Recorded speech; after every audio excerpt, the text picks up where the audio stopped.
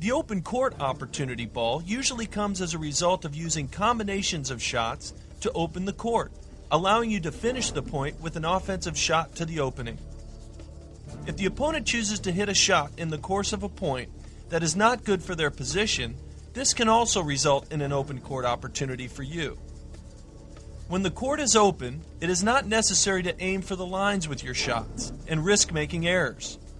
Be offensive, but allow for margin of error. Using angle shots and drop shots allow you to take advantage of the opponent's short court, pulling them off the baseline and creating the opportunity for you to finish the point. Your drop shots and sharp angles don't have to be winners, but are the setup to winning the point within the next few shots. I think the main thing on going forward is looking for the short balls and actually looking for the opportunity to go forward, because if you don't look for it, then you just aren't going to get it. So you have to look for that opportunity. Do you build it up from your previous shots to try to get a shot to go in? Yeah, it depends on what I'm working on. You try to get some combinations in there, because if you can use those combinations, then you can actually have a plan or a pattern that you can use in a match. So that's important. Terrific.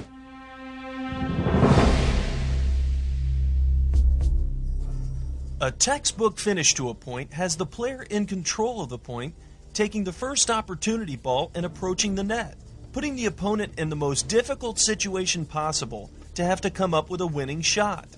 If the opponent is unable to execute a winning passing shot or lob, then the net player will have a chance to hit a volley or overhead, or oftentimes will win the point on a forced error by the baseline player.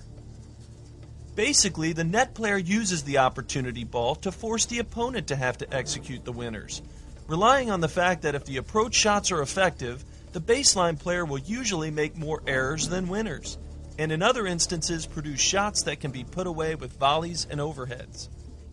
With that in mind, some players are very effective in the role of the passing shots and lobs, and look forward to the challenge. These type players will often use angles and drop shots to bring you into net so they can pass you.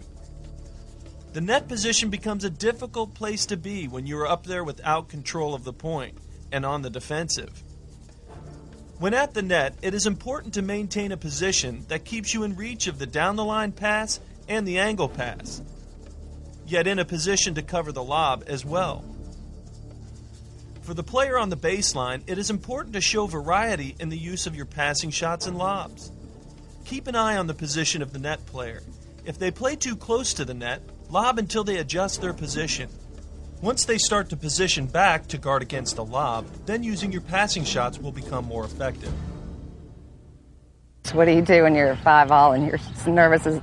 You know you should beat them and you don't know if you're going to be able to beat them. And, you know, it's relaxation. It's just thinking of each point, but it's difficult. I think that's one of the hardest things in tennis, is just to play each point just as importantly as the previous one or the following one, not to get caught up in the score and how many points you have to win.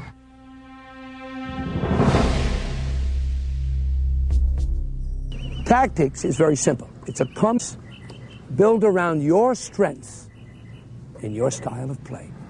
Let's take a look at the various options of tactical combinations and determine the objectives for each. The serve and volley tactic is effective for applying immediate pressure on the opponent's ability to pass you. This tactic eliminates the rally phase of the point, allowing the server to highlight their strengths at the net.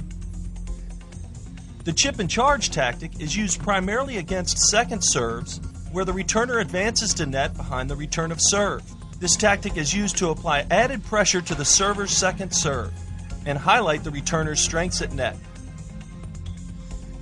A tactic that is created through the rally is a combination using a sharp angle to open the court, followed by an offensive shot to the opening. A combination that can be used, especially when the opponent tends to hit towards the center of the court, is the corner-to-corner tactic, which creates the options of hitting an offensive put-away to the open court and at times hitting behind the opponent.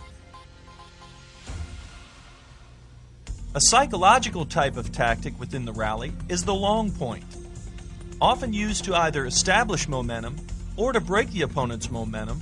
The objective of being consistent, playing a long rally, and trying to outlast your opponent can be very effective.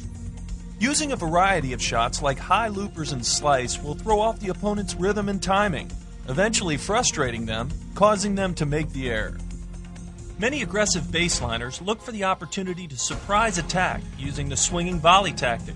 Very effective against a high looping ground stroke in the rally, the swinging volley allows the player to force their way into net without having to wait for a short ball. A tactic designed to force the opponent into net would be the drop shot and lob, or pass, combination.